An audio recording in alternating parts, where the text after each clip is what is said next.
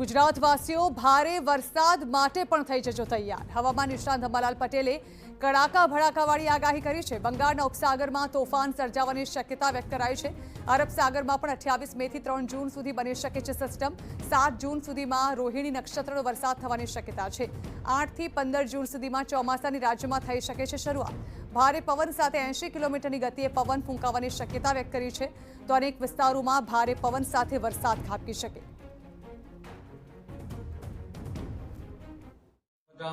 અલ નીનોની અસરના કારણે અણધારા ફેરફારો ભારતના ચોમાસા ઉપર પણ થઈ શકે। ઘણી વખત આગાહીઓમાં સત્યતા ન પણ આવી શકે, એટલે એ અલ નીનોની અસર હવે ભારતમાં થવાની શક્યતા રહેશે। છતાં ચોમાસું એકંદરે ખંડ વૃષ્ટિ વચ્ચે ચોમાસાનો બ્રેક લાંબો આવવા છતાં સિંચાઈની વ્યવસ્થા હોય તો ચોમાસું સારું પણ રહી શકે।